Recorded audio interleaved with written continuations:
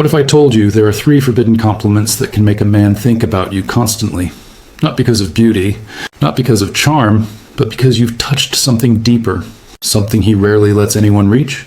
Most people believe men are simple, that they crave admiration, attention, and validation, but the truth is, men are far more complex than they appear. Behind every strong, confident man is a mind constantly questioning itself. A man fighting silent battles, carrying responsibilities most will never understand, and when you say something that speaks not to his ego, but to his essence, you awaken something in him he didn't even know was asleep. You don't just make him attracted, you make him see you differently. You become unforgettable. Let's uncover the 3 forbidden compliments that make men feel seen, respected, and magnetically drawn to you. Not because you flatter him, but because you understand him. There's something profoundly misunderstood about men in today's world. We look at them and see confidence, control, and authority. Yet beneath that surface often lives a quiet chaos, a deep fear of failing the people they love, of not being enough, of collapsing under the weight of their own expectations. And when a woman looks at a man and says, "You make me feel safe," not just physically, but emotionally, something extraordinary happens. You're not complimenting his muscles, his job, or his possessions. You're acknowledging something sacred in him, his essence, his stability, his quiet strength. That compliment pierces through every layer of armor he's built and reaches the core of his being. Because at his center, every man is built to provide safety. It's not about dominance. It's about direction. It's not about control. It's about grounding chaos into something meaningful. When you tell a man he makes you feel emotionally safe, you're giving him one of the few validations he rarely hears but desperately craves. You're saying, "Your presence brings me peace." And that to a man is worth more than beauty, worth more than admiration. It's the kind of affirmation that restores his sense of purpose. See, the modern world has stripped men of the clarity of their role. They're told to be strong but soft, ambitious but humble, protective but never controlling. It's a confusing paradox. They don't know who they're supposed to be anymore. So when a woman looks at him and says something so simple yet so profound, it's like she's handing him back the compass he lost along the way. He might not show it right away, but those words linger. They replay in his mind at night, in moments of silence, because for perhaps the first time in a long while he feels recognized. Not for what he does, but for what he is. That's what makes this compliment forbidden. Not because it's manipulative, but because it's rare. It speaks to a need most people overlook. Men are starved of emotional validation, yet they're too conditioned to admit it. Society doesn't give them permission to be vulnerable, to say, "I need to feel that I matter." But this compliment gives him that without stripping him of his strength. Think about it. How many people in his life have ever said that to him? Maybe none. Most of what he hears is transactional. Can you fix this? Can you handle that? Why aren't you doing more? Rarely does he hear, "When you're here, I feel calm." That one sentence has the power to shift a man's entire posture toward you. It's not flattery, it's acknowledgement. It tells him he's not just useful, he's trusted. And that's everything to a man. Because being trusted by someone who sees him deeply, that's his version of being loved. And make no mistake, it's not about dependency. It's not saying, I can't survive without you. It's saying, "Your presence makes my world feel more stable." That's what moves him. Because men are builders by nature. They build homes, futures, and identities. But what they really want to build, what they long for, is peace. And when you associate your peace with his presence, he sees himself reflected in your calmness. That's when he begins to open up, to soften without losing his strength. It's a subtle transformation that few people ever witness. You can see it in his eyes when you say it. There's a flicker, a mixture of surprise and relief. He might laugh it off or deflect it at first, but deep down, it hits him harder than any compliment about his appearance or success ever could. Because he's been carrying the invisible weight of trying to prove himself for so long that to simply be enough in someone's eyes is almost unbearable.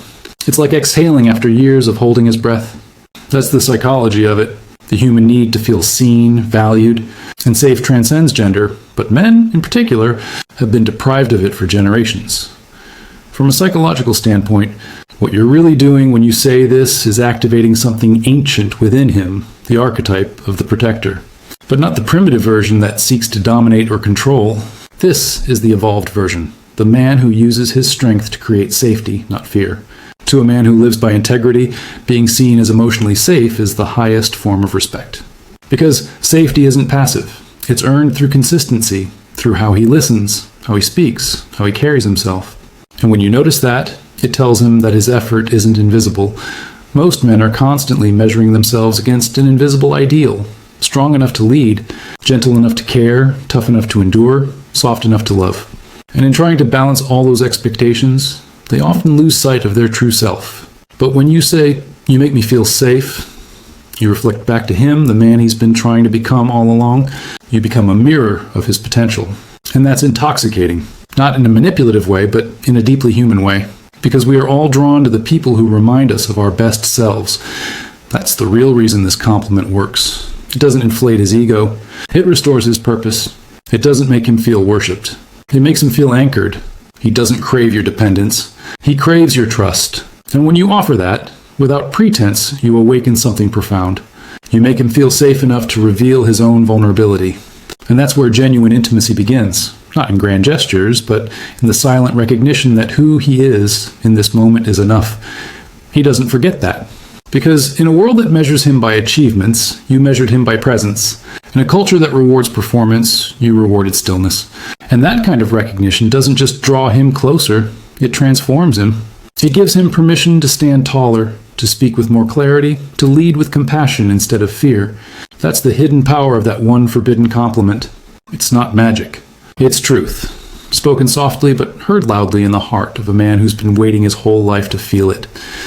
You make people around you feel alive. Most people don't realize what that means when they hear it. But for a man, that compliment isn't just flattering, it's transformative. Because every man, at some level, is fighting to matter.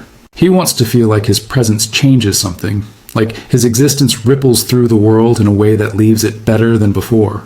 You see, men are not driven by comfort. They're driven by purpose.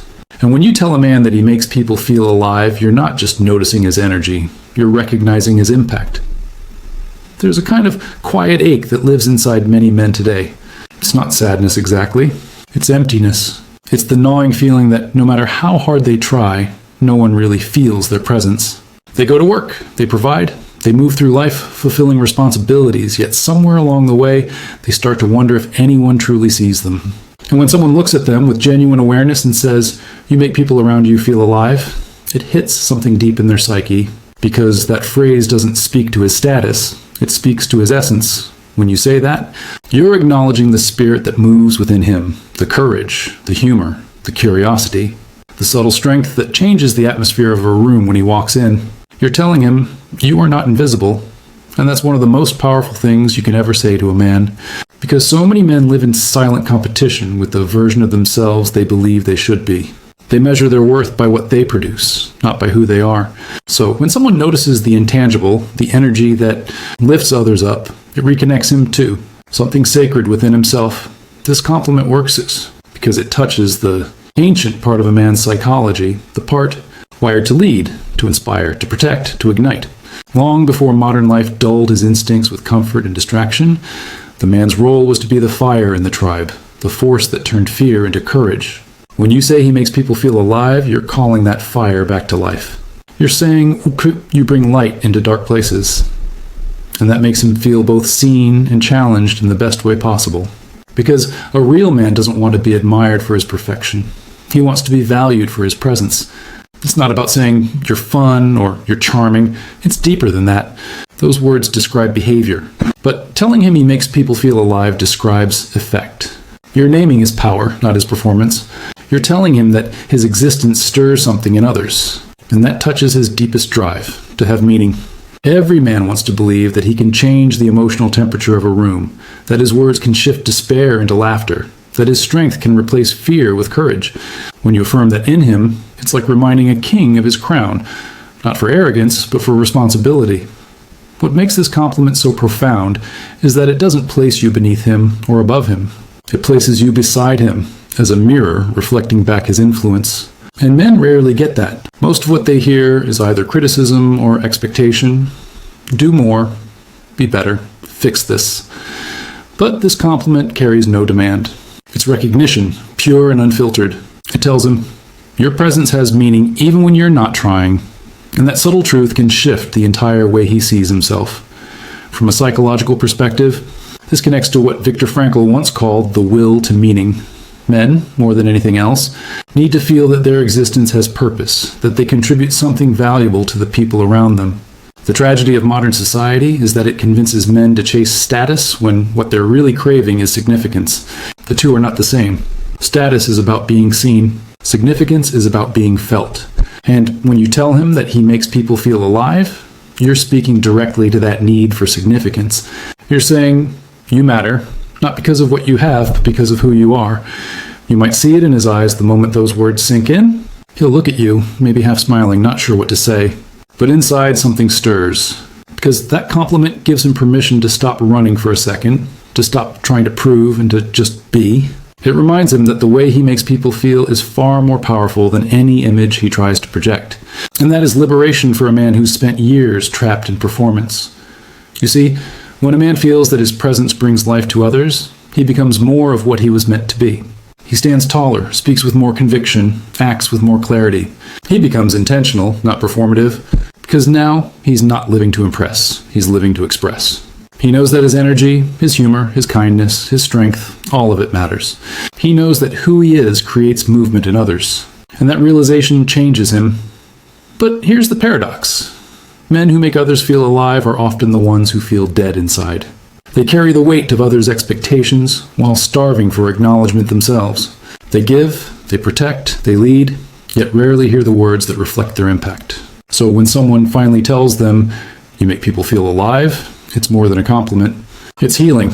It's validation that their effort to keep the world around them bright has not gone unnoticed.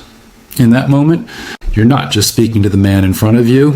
You're speaking to the boy he once was, the one who wanted to be someone others could look up to, someone who could make the world a little better by being in it. That boy still lives inside him, buried under responsibilities, disappointments, and unspoken fears. And your words remind him that he succeeded, at least in one way that truly matters. He brings life where others might bring indifference. There's something spiritually awakening about that. Because when a man realizes that his value lies not just in what he does, but in how he makes others feel, he reconnects to his humanity. He stops chasing the empty victories of ego and begins cultivating the quiet victories of connection. He becomes a source of warmth, not just strength. And the people around him, especially you, begin to feel that difference. It's not manipulation. It's recognition of truth. Every man, deep down, wants to be the reason someone else remembers what it feels like to be alive, to laugh again, to hope again, to believe again. And when you tell him that he does that, you're not giving him power. You're reminding him of the power he already has. You're awakening something noble within him, the desire to bring light into the lives of others. He might not say it, but he'll remember it. Because those words touch a place that few ever reach. They tell him, your existence creates life. And for a man who spent years doubting his worth, there's no greater truth to hear. I don't think you even realize how rare you are. There's something in that statement that cuts through the noise of ordinary compliments, something that reaches beyond the surface. Because rarity is not about perfection, it's about authenticity. It's about the quiet courage of being exactly who you are in a world that constantly pressures you to be something else. When you tell a man he's rare, you're not feeding his ego. You're holding up a mirror to his uniqueness. You're saying, I see something in you that most people overlook. And that recognition, that genuine acknowledgement, touches a part of him that almost no one ever speaks to. You see, most men live with an unspoken tension between who they are and who they think they're supposed to be. From the time they're young, they're told to be strong, to succeed, to keep moving forward no matter what.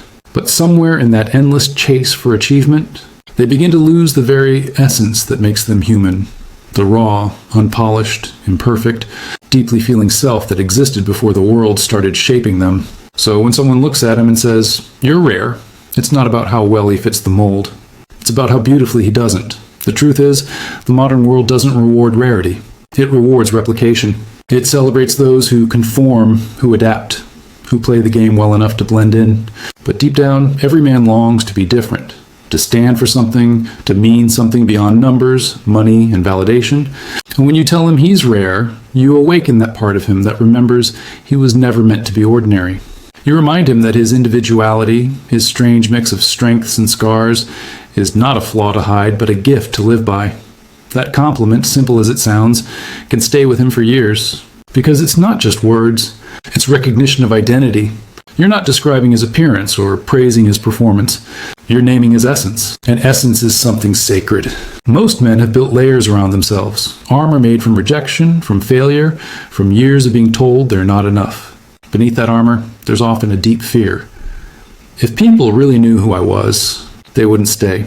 And when you tell him he's rare, what you're really saying is, I see you, I know you, and you don't have to hide.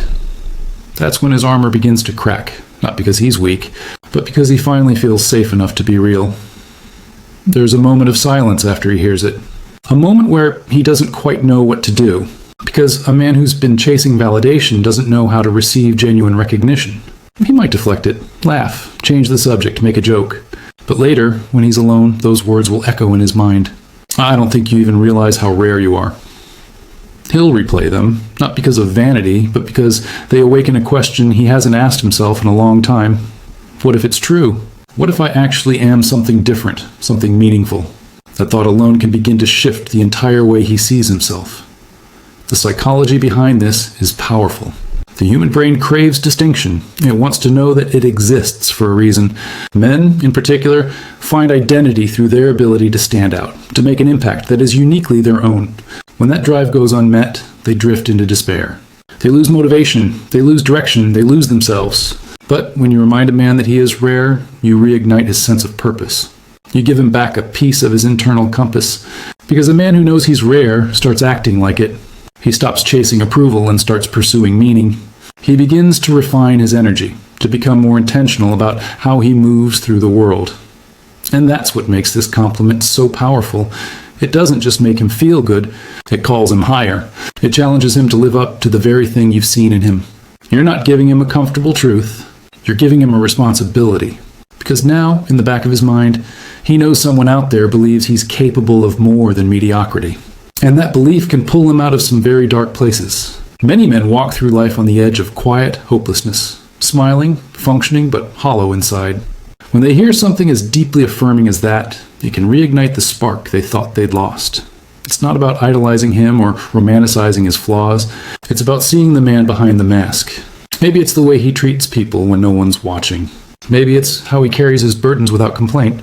Maybe it's his ability to stay calm in chaos, to speak truth when it's uncomfortable, or to love with depth in a world that rewards detachment. Whatever it is, when you name it, when you call it out, you bring him back into alignment with his own integrity. That's why this compliment feels almost dangerous. It has the power to awaken something he's been afraid to face. And here's the paradox. Men often don't know they're rare. They're too busy comparing themselves to others, too focused on what they haven't achieved. They measure their worth by external markers, money, respect, attention, never realizing that their quiet strength, their persistence, their decency are what truly set them apart. When you tell him he's rare, it's like you're reminding him of a truth he once knew as a child, that he was never meant to be a copy, that his soul was crafted differently, that there's a reason he feels things others don't, sees things others miss, and dreams of things others fear. That realization can be both liberating and terrifying. Because once a man knows he's rare, he can no longer live like he's not. He can't keep shrinking to fit into the lives of people who don't see him. He can't keep settling for mediocrity, for comfort, for the dull safety of blending in. He starts craving alignment. He begins to gravitate toward purpose, toward truth, toward people who can meet him where he truly lives. That's the deeper effect of this compliment. It awakens integrity. It doesn't just stroke his pride, it stirs his soul. The irony is that most people think attraction is built on excitement, on novelty, on charm. But what truly draws someone in, what makes a connection unforgettable, is the feeling of being recognized on a level so deep it's almost spiritual. When you tell a man he's rare, you give him that experience. You separate yourself from every shallow voice that only ever praised his appearance or achievements. You speak to the place within him that he guards most closely, the place where his authenticity lives. And that's the part of him that will remember you, because rarity recognizes rarity. When you speak those words, it's not just a compliment. It's an exchange of truth between two souls who see the world differently. It's a moment that says, I know what it means to carry something uncommon, to feel out of place in a world that doesn't value depth. I see that in you. That kind of acknowledgement builds a connection that no surface-level attraction could ever compete with. It's real. It's raw. It's unforgettable. And though he may never say it, he'll carry that recognition with him. It will stay in the corners of his memory, guiding him when he doubts himself, reminding him that someone once looked at him and saw not just a man, but a rare soul in a world that too often forgets how to see. Because here's the secret most never learn. The greatest form of attraction isn't about seduction, it's about recognition. Men don't fall for looks alone. They fall for the woman who sees the man they're trying to become. They fall for the calm in her presence, the way she speaks truth without demand, the way she sees through the noise and recognizes their depth. You don't need to chase attention when you learn to speak to the soul, because once you do, you awaken something ancient within him, the part of him that's been waiting to feel understood. When you make a man feel safe, when you value his mind, when you remind him that he's rare, you become the one he can't forget.